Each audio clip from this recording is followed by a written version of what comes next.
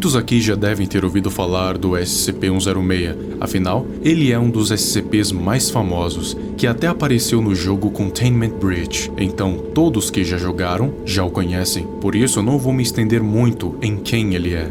Em resumo, ele é uma criatura interdimensional que possui a sua própria dimensão de bolso, a qual ele pode acessar por meio de poças negras que ele deixa no chão, teto ou paredes por onde passa. Essa dimensão não possui muitas características visuais, além da escuridão e da vasta lembrança de uma trincheira de guerra, repleta por corredores aparentemente infinitos, onde o SCP-106 leva suas presas para a morte. Ele consegue corroer qualquer material sólido que ele toque, por isso ele é um dos SCPs que mais dá trabalho para conter, porque não importa quantas camadas de aço a Fundação coloque em sua cela, ele sempre consegue escapar. E eu nem preciso dizer que quaisquer tentativas de ataques físicos são inúteis contra ele, não é? Seu corpo é quase um muco ambulante, que por mais que pareça estar em estado de putrefação, não pode ser ferido por nada, sendo virtualmente intangível. Sendo um dos SCPs mais problemáticos, claro que a sua contenção seria problemática, tanto é que tem que ser revisada a cada 3 meses. E não é à toa que em seu documento possui 3 revisões, e até agora a que deu mais certo foi contê-lo em um compartimento selado por várias camadas do mesmo material com 36 centímetros de espaço vazio entre elas. E esse compartimento deve ser mantido suspenso a pelo menos 60 centímetros de qualquer superfície via eletromagnetismo. Mas por que ele tem que ser mantido suspenso? Os portais de SCP-106 não são abertos em qualquer tipo de superfície. Ele primeiro tem que corroê-la até uma certa profundidade para que aí sim ele consiga passar para sua dimensão de bolso, ou então apareça em algum outro lugar. Alguns materiais, como o chumbo, podem confundi-lo e atrasá-lo, fazendo com que ele tenha muito menos precisão e velocidade na hora de abrir os portais. Para ele abrir os portais, também precisa de uma certa linearidade, por isso que há espaços vazios entre as camadas do selamento, e as mesmas são suspensas por eletromagnetismo, porque estruturas complexas tendem a confundi-lo e impedi-lo de abrir novos portais, pelo menos por enquanto.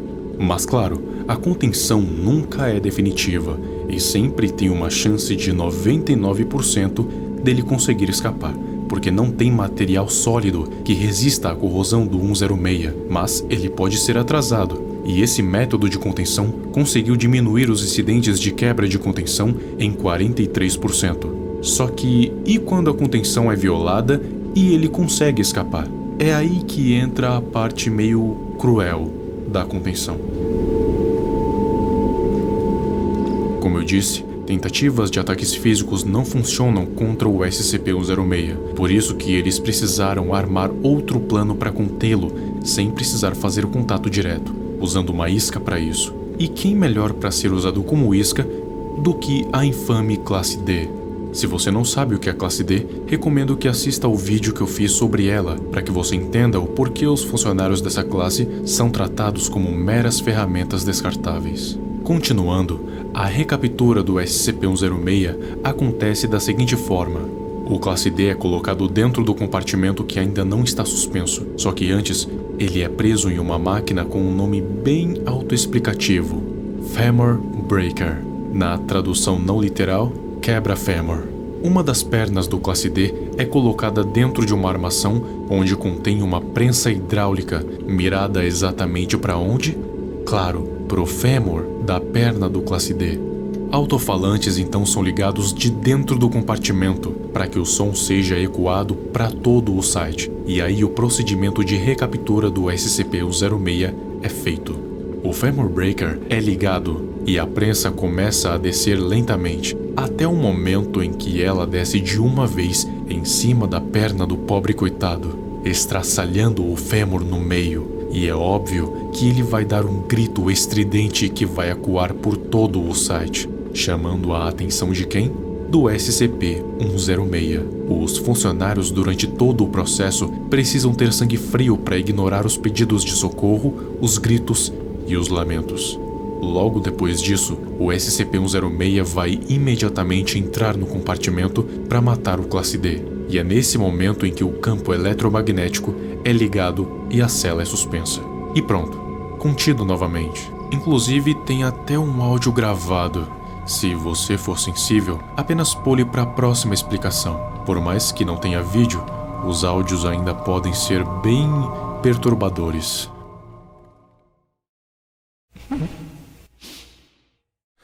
Is anyone out there? Hello? Please let me go. Let me go. I just want to leave. Please.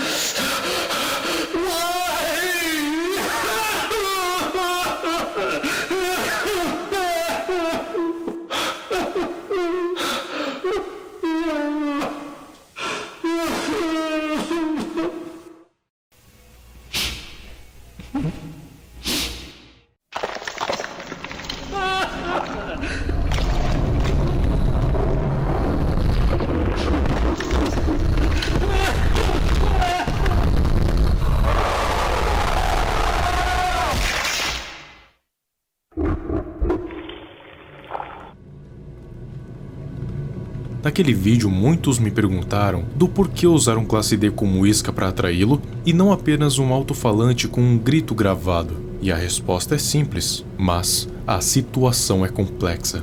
Acredite, se você pensou nisso, os funcionários da fundação também pensaram, mas se não fizeram, é porque algo daria muito errado.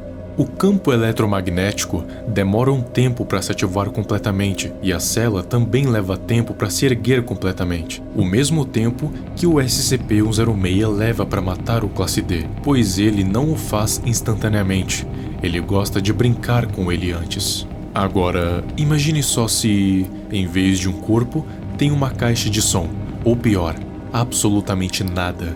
Além do SCP-106 sair rapidamente da armadilha, ele ia ficar com muito mais raiva, e com certeza os funcionários teriam que achar uma outra forma de recapturá-lo, pois ele nunca mais iria cair no mesmo truque, mesmo se uma pessoa de verdade fosse colocada ali. Então, infelizmente, a Fundação precisa usar os classe D como isca para atrair o 106 e deixá-lo tempo suficiente para que o campo se ligue e que a cela se erga o suficiente para ele não fugir. Pelo menos por enquanto, porque, como eu falei, a Fundação nunca conseguiu realmente conter o SCP-106. Ela apenas conseguiu atrasá-lo e diminuir o número de brechas, mas nunca cessá-las completamente. As chances da Fundação realmente conseguir contê-lo definitivamente são de 0,1%. E a chance é a de ele hibernar por um longo tempo, ou simplesmente morrer, ou que algum material incorrosível e que não permita que ele crie portais surja. Mas até lá, as chances dele quebrar a contenção são de 99,9%.